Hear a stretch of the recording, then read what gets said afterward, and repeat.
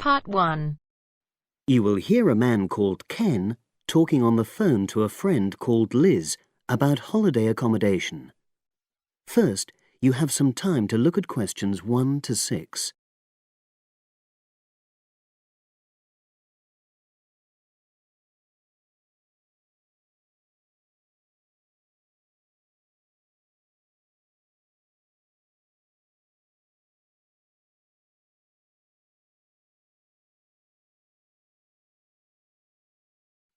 Now we shall begin.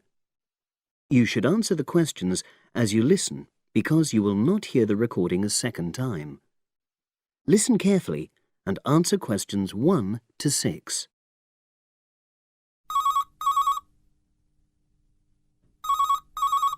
Hello.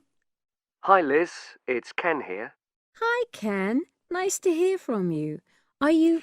This is just a quick call, but Mary and I have just been talking about our summer holiday. We haven't booked a place yet, and we've left it a bit late. We were just wondering if you know of any holiday rentals in your area. It's so nice there. Well, yes. I can think of 2 or 3 places that are very nice. What dates have you got in mind? The 10th of July to the 22nd of July. Oh, yes.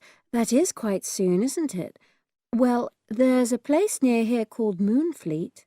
Is that MOONFLEET? That's right. It's quite a rural location, and it's next to the owner's house, but it's got fields all around it, so it's very pretty. Sounds okay. Can you tell me a bit more about it? Well, it's an annex to the owner's house, and it's an apartment with 2 bedrooms and an open-plan living area. Well, I like the sound of it. Is there anything we might not like about it? Well, it's quite a distance from the nearest shops, that's all. Okay. And... well, I'll tell Mary, but I don't think she'd mind that. Do you know how you book it? You have to book on the internet. There's a web address. It's www.summerhouses. One word? Yes, then .com. You'll be able to look at a photograph on that. Okay. And what about the others? Where are they? The second one I'm thinking of is called Kingfisher, and that's even more rural. It's a really beautiful location, in fact. It's by the river, and it's got nice views. It overlooks woodland on the other side. Is that an apartment? No, it's a 3-bedroomed house, and that's got a dining room as well as a separate living room and a kitchen. But I expect it's more expensive. You'll have to check the prices. It's probably a bit bigger than we need, but our nephew might be joining us. We're not sure yet. How do you book Kingfisher? You have to phone the owner directly. Shall I give you the number? I've got it here in my phone book. It's 01752 669 218. Right. Before you hear the rest of the conversation, you have some time to look at questions 7 to 10.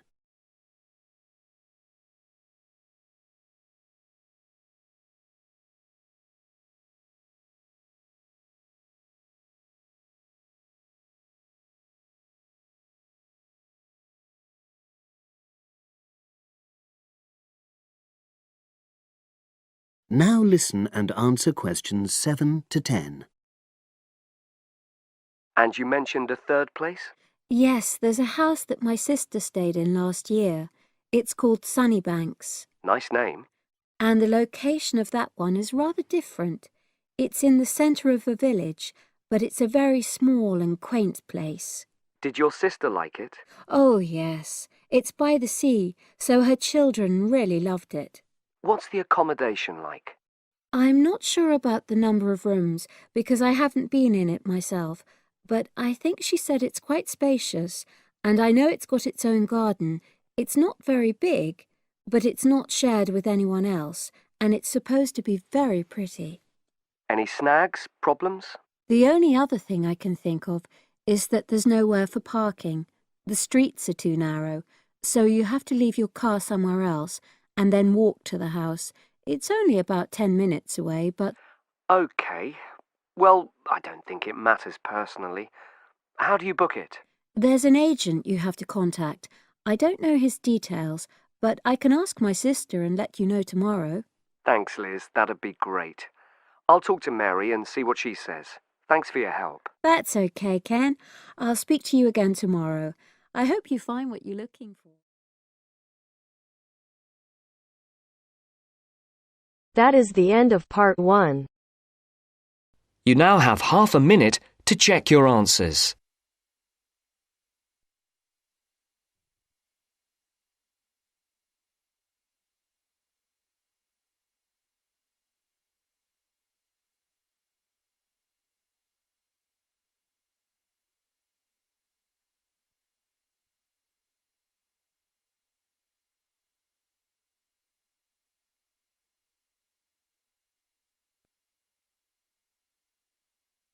Now turns to part 2.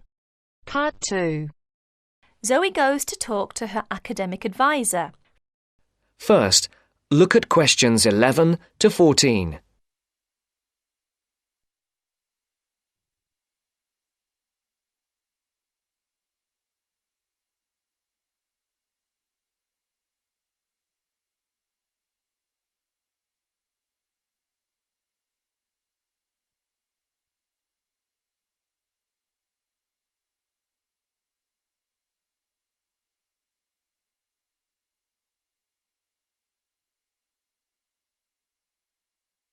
Listen carefully. How are you getting on, Zoe? Feeling at home yet? Well, more or less. There are still some things I need to buy, and I haven't found my way to all the facilities yet, but I really love the campus, and I've already made a few friends. Fantastic. Now let's see what we can do to get your studies off to the right start too. You're on the foundation course, so you can take up to 8 modules. What we advise is that you take 4 modules in the first semester and, assuming everything goes well, 4 in the second. Have you decided which you want to take in this semester? I haven't made my mind up yet. I can't decide whether to take Principles of Marketing or Introduction to International Trade. Well, that depends on your career goal.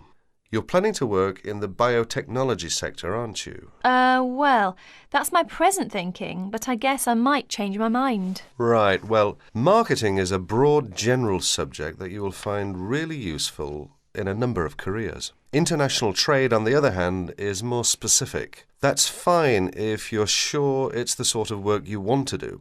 A lot of students start off thinking about that option because it seems glamorous, but marketing can also be an exciting career, and there's a wide choice of jobs. Maybe you ought to wait until your career ideas are a bit more definite before you go down that road. Yes, I see. I could take international trade next year, couldn't I? Sure. You could do international finance as well. So, in your first semester, you've got Principles of Marketing, Introduction to Economics, Banking and Finance, and let's see, Principles of Financial Accounting. How do you feel about that as a package? It's okay, I think. Before the broadcast continues, look at questions 15 to 20.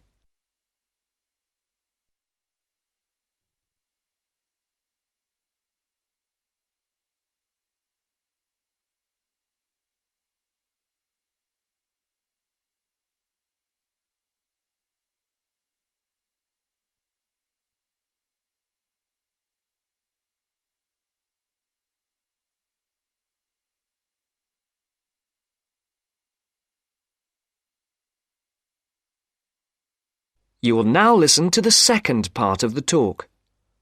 But I'm a bit worried about the maths. There'll be some statistics to do, won't there? Basic statistics, yes, but nothing more difficult than your last year of school maths. I know, but our maths syllabus was a bit old-fashioned. Mostly algebra, geometry, trigonometry and stuff, hardly any stats. Right, well, it sounds as if you could do with the maths brush-up course. Can I arrange for you to attend just the classes on statistics, if you like? That'd be great. I didn't want to do the whole of maths again, but the stats classes would make me feel much more confident, thanks. Hang on a minute, there's one more thing. Your English. Now, you know you have to reach a satisfactory standard in English by the end of your first year to be allowed to go on to the main BSc course. Yeah, now I'm in an English-speaking environment and I have to speak English all the time. I'm sure I'll be all right. It certainly helps, but speaking isn't everything. You'll have to get your reading up to the standards where you can understand the books on your course reading list quickly. To get the information and ideas, you need to write your essays. That means you have to develop a high level of comprehension skills. You'll never get through the course material if you try to read the books intensively from cover to cover. That's why our language skills development program gives you a series of graded academic texts to study and answer questions on a limited time. You'll probably find it hard at first, having to work against the clock without a dictionary. How can I improve my skimming and scanning skills? Good question. For that, you'll have to do a range of specially designed exercises. Sometimes these will be from a transparency, because it is often how the lecture material is presented. Sometimes I think I'll never learn all the vocabulary. English is such an enormous language. I know what you mean.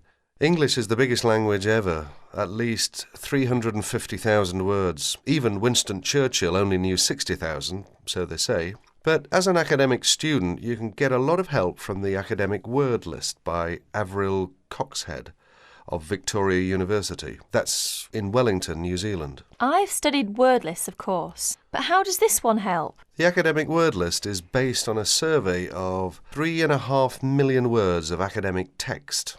It contains 570 families of the words most commonly found in academic texts. Well, that's apart from the 2,000 most useful words in English.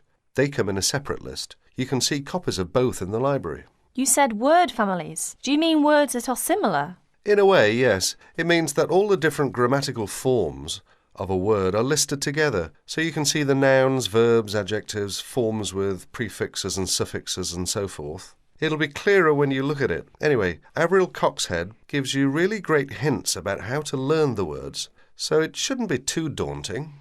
The trouble is, I tend to forget the words I learn. Well, there are two ways you can tackle that. First, always try to learn the words in a context. Either learn a whole sentence using a word, or learn a phrase that the word typically comes in. We call phrases like that collocations. That's a new one on me. Collocations. I'd better make a note of it. You do that. You can find collocations in most modern dictionaries.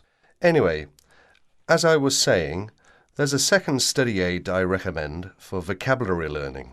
When you get an assignment, take a sheet of paper and write 4 headings. Words I can use, words I can recognise but can't use, words I'm not sure of, words I don't know. Don't bother with the simple words, of course. Then go back after 2 weeks and look at the list again. Can you move any of the words into a better column? That is the end of part 2. You now have half a minute to check your answers.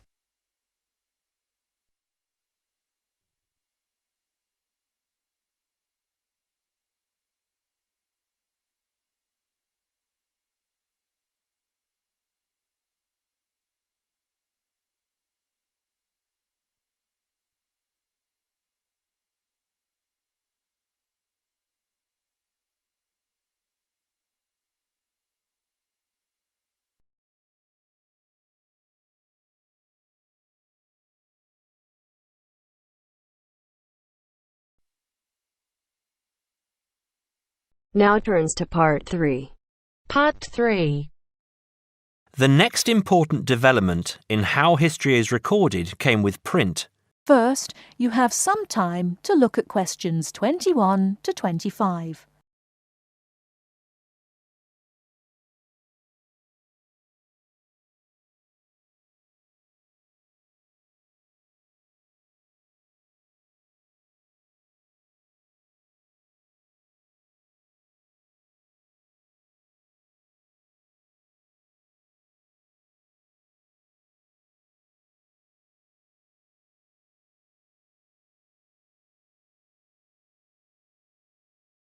Now, listen carefully and answer questions 21 to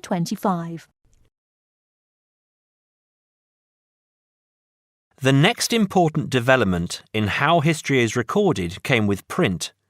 In the 8th century, the Chinese invented paper and woodblock printing. Remember that up to this time, very few people could read and write, and so only a very small number of people could understand written history. Suddenly, many books appeared, and many more people learnt to read. In the 14th century, the first printing press was invented in Germany. This reduced how long it took to produce books. The new printing technique quickly spread to other parts of the world. More books appeared, and even more people learnt to read. The first printed newspaper appeared in 1605, and the first daily newspaper in 1702. Now, people could read news stories soon after the event happened, and every event was recorded and stored. The problem with newspaper history is that newspaper reporters could tell the stories they wanted to tell, and not necessarily the truth. Photography was the next important development. We generally agree that photography was born in 1839. Some of the earliest photographs that the public saw were images of the American Civil War. Before you hear the rest of the talk, you have some time to look at questions 26 to 30.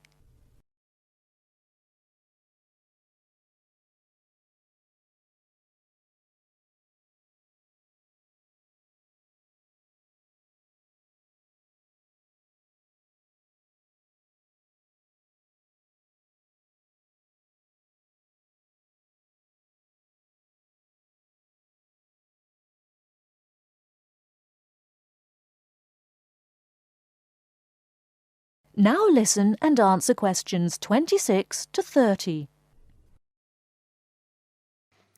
People were shocked by the photographs of dead soldiers, and for the first time saw the reality of war. By 1850, photographs appeared regularly in newspapers, and people now expected the truth.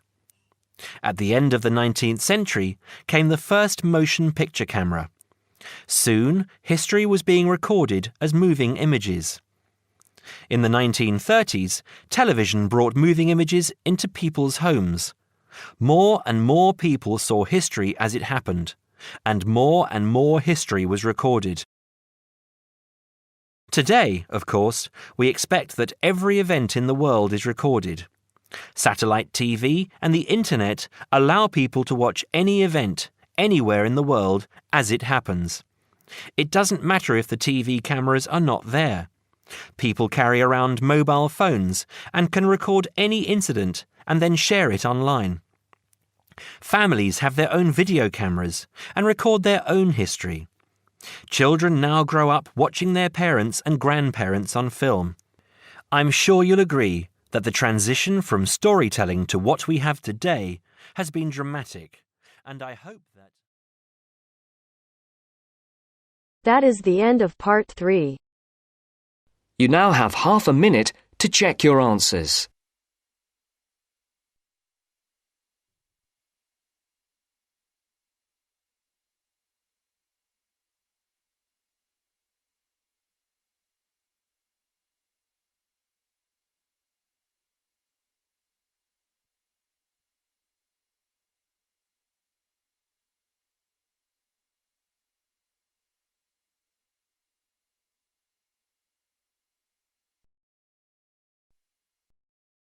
Now turns to part 4.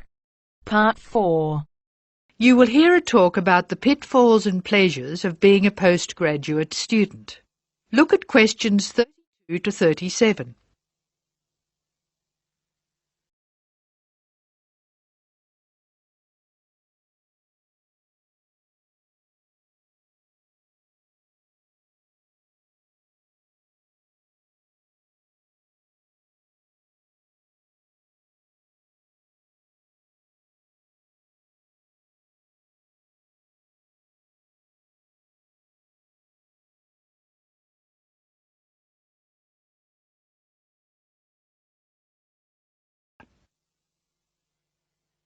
Postgraduates are about as easy to define as catching steam in a bucket.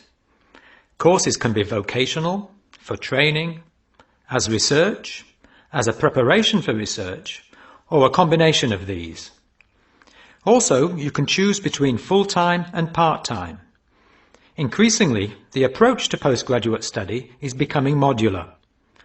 The vast majority of postgraduates are doing short, taught courses, many of which provide specific vocational training. Indeed, there has been a 400% increase in postgraduate numbers in Britain over the past 20 years. Current figures stand at just under 400,000. People undertake postgraduate study for many reasons. These may be academic, intellectual challenge, development of knowledge; vocational, training for a specific career goal; or only vague, drifting into further study. It is essential that you determine the reasons you want to become a postgraduate. If you have clear goals and reasons for studying, this will enhance your learning experience and help you to remain focused and motivated throughout your course. Where you study should be based on much more than the course you want to do. For some courses, you're likely to be there for several years, and it is important that you are happy living there. Check also what type of accommodation is available, and whether the institution provides any housing specifically for postgraduates. Choosing an institution and department is a difficult process. To determine quality, do not rely on the reputation of an institution, but find out what the ratings are from the most recent assessment exercises.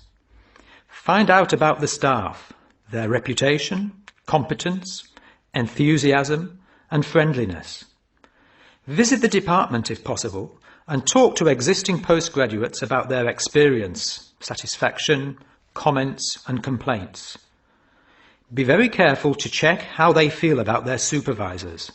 Also, check what facilities are available, both at an institutional level, for example libraries, laboratory and computing facilities, and in the department, for example study room, desk, photocopying, secretarial support, etc. Everyone will have their own priorities here. I am always anxious to check the computer support available and regard it as slightly more important than library access. Your working environment and the support available to you plays an essential part in making your work as a postgraduate a positive experience. Life as a postgraduate can be very different to your other experiences of education.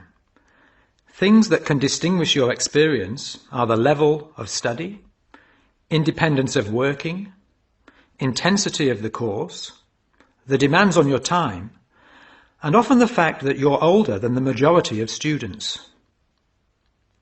These factors can contribute to making you feel isolated. However, there are several ways you can make sure that this is either short-lived or does not happen at all. Many student unions have postgraduate societies that organise social events and may also provide representation for postgraduates to both the student union and the institution. Departments can also help to create a sense of identity and community, and often have discussion groups available. Don't be afraid to talk to staff about any difficulties you might be having. Of course, universities provide counselling services, but we have found that the best advice comes from talking to other postgraduates who may have faced similar difficulties. Look at questions 38 to 40.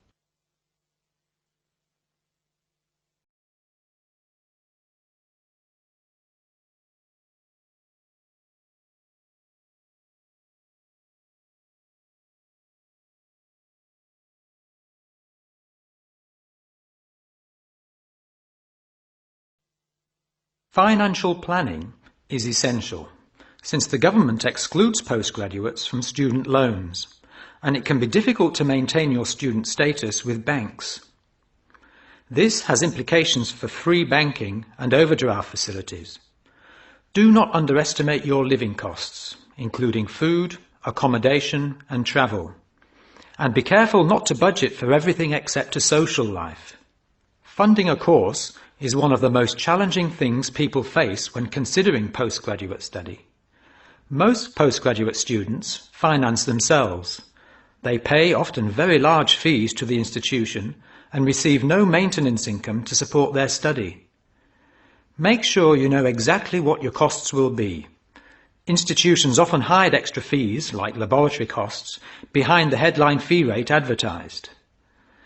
Funding can come from various sources: research councils, charities, trust funds, institutional scholarships, local education authorities, and professional bodies and organisations all offer various levels of funding. As I said before, the government excludes postgraduates from student loans, so it is essential you look to other sources. Career development loans are available from high street banks. The best advice on funding is to be proactive, persistent and patient. The postgraduate community in Britain is multinational, has a wide range of experience of life and work, and an exciting mix of goals, both career and academic. Being a postgraduate student should be a productive and fulfilling thing to do, and you will become part of a diverse and motivated social group. That is the end of part 4. You now have half a minute to check your answers.